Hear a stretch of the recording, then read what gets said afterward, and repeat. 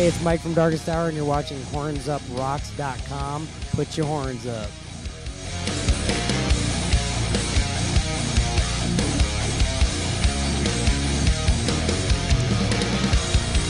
Welcome to New York City. Oh, yeah, we've been here many a time. We are at one with the New York City, trust me.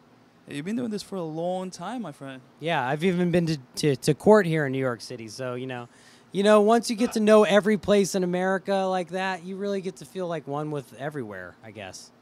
You know, yeah. And of course, we're here in New York, Summer Slaughterfest. It's a very, very special show, I think, for everybody tonight. Yeah, I mean, New York is kind of always like this mecca of like awesomeness. You know, you have LA, which is awesome because it's, you know, the West Coast. But New York is always a big deal, so this is kind of a big deal as far as the shows on Summer Slaughter. And, you know, I know we're looking forward to it. I know all the bands have been looking forward to it. It's the worst day as involving, like, parking, if you will. But everything else is awesome. And we already have a bunch of people outside. It's kind of one of those fests that people just take the day off, or they just drop whatever. What day of the week is it? It's what, Thursday or something? And people are like lined up at 2. I mean, I guess people don't have jobs anymore, so this is what they do. But it's kind of crazy, you know. This show is like basically sold out by 5, and you're standing around thinking, does anybody have a job here? Or maybe they're just doing it for the passion they have for the music. Oh, yeah, or maybe we just all love metal so much we'll take a day off and mosh, I guess. I guess that is one option. Let's talk a little bit about your new record. It definitely fulfilled everybody's expectations, but I think by now you guys know exactly when you go into the studio what to do and what not to do. Well, I mean, I think this record still is a bit of part of that journey just because, like, Lone Star was kind of new to the band on the Eternal Return, and it was kind of like I was really driving the creative force of that, and this record was kind of a collective thing. And I think having made a record together once, you kind of like learn a lot. So the Human Romance was kind of the first record we made as a band, really. And I think the next record will be truly like the evolution of the band with the members, if you will. Right. But the Eternal Return was kind of like some of the guys getting their training wheels, and now we're almost there. I mean, the next one will be the shit. You know what I'm saying? But I do like this one. You know what I'm saying? In the time right now that, you know, it's hard to really get you get a good product out of it, but it's really hard to get people to really kind of interact with it. You know what I'm saying?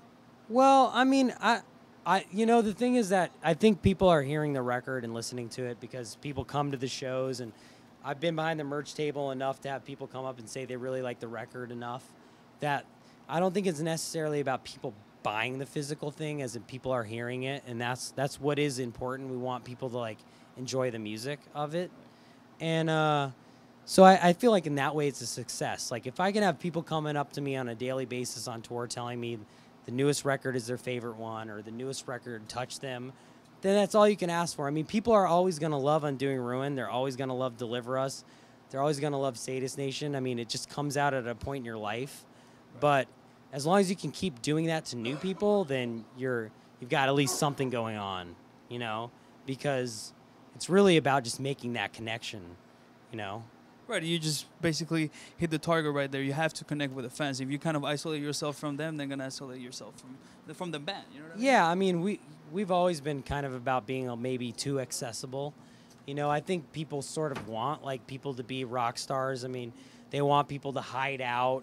They want it to be hard to get a hold of. Like, you know, when I was a kid and I was trying to meet like Dimebag Darrell, this shit was hard.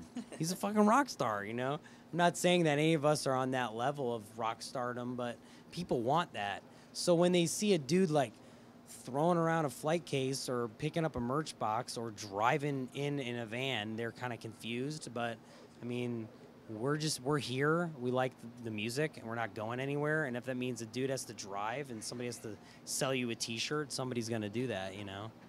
You gotta put in the hard work. I mean, that's something the Darkest Hour has always done. I mean, you're still other doing it. People have a lot other harder jobs. Like, it's not really that hard to like fucking swing in a fucking cardboard box full of T-shirts, put it up on a rack, and charge people money for it, and then go play some heavy metal. It's really not that hard.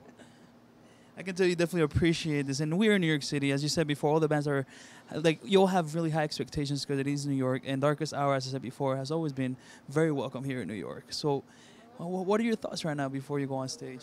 Well, it's weird because, you know, tour is different. I mean, every show is different. Some shows, it's like Black Dahlia's show, and those are good shows for Darkest Hour in a sense where they're older fans or people that like, you know, that style of metal. And then there's other shows where clearly it's Whitechapel has a lot of fans, and those fans are younger. And believe me, like all of the guys in Whitechapel, I will steal a beer from them at any moment. They are our bros. But musically, it's kind of a little different. So there's sometimes the fans don't mix, and you'll have a show where there'll be a lot of Whitechapel fans, or a show where there'll be a lot of 6 Feet Under, Dying Fetus kind of death metal types. So you never really know what you're going to get on Summer Slaughter. New York is always good for Darkest Hour, but going on the stage right before, you're usually just thinking like, all right, if it's a bunch of death metal kids, then I got to act tough. If it's a bunch of kids that like Whitechapel, then I got to pretend like they don't know who I am. If it's a bunch of people that like Black Dahlia Murder, well, then they probably know who we are, and they probably already made up their mind. But, you know, each time you just go up there and you think, like, I'm going to try not to mess up. Lone Star's going to try not to mess up. Ryan's going to try not to mess up, and then we're going to do our best. You know what I mean? I think that's one thing that really sets apart the Summer Slaughter tour, that they have all these certain, you know, generations of death metal. Yeah, I mean, I think Ash, the promoter, did a good job in that sense where, like, I mean, you have like Chris Barnes, who's a death metal legend. You know, you have like Dying Fetus, who's been around for, you know, longer than Darkest Hour and has been doing this style of music the same way for that long. You know, then you have Black Dahlia and Darkest Hour, who have been around for a while. Whitechapel, who's relatively newer but still relevant. Right. And then all the younger bands, like starting from Power Glove down, are still awesome. So this has been definitely the best Summer Slaughter we ever did, easily, you know. So that's pretty cool success in a sense. Absolutely. And so far, what's been the best show or the rowdiest crowd out there? Oh, man, you know what? I'm going to have to say this. I'm going to have to say that Albuquerque, New Mexico knows how to party, because those people don't give a fuck. They show up, they pay their money, they stand there, they sweat their ass off all day, and they fucking go ballistic. Milwaukee, you know, basically, that's it. Albuquerque, New Mexico brings it. And Darkest Hour always brings. I want to wish you an awesome show today. And, man, keep doing what you're doing. You know, you've been doing it for a long time. Yeah, well, you know, it probably, you know, it's gone pretty fast for you guys. Yeah, I mean, people keep saying, keep doing what you're doing. I just say, well, then buy something. Because we got to fund the revolution over here. And dudes are getting old. And I know it sounds weird, but, you know, now everything's free. So just, like, if you like something, like, vote with $1 and help a motherfucker out. You know, because we'll be doing this regardless, but, you know, it's nice to just, like, be able to eat and stuff. Right. You feed them, they feed you more music. That's basically the equation. Yeah, and we'll all mosh together. You know what I'm saying?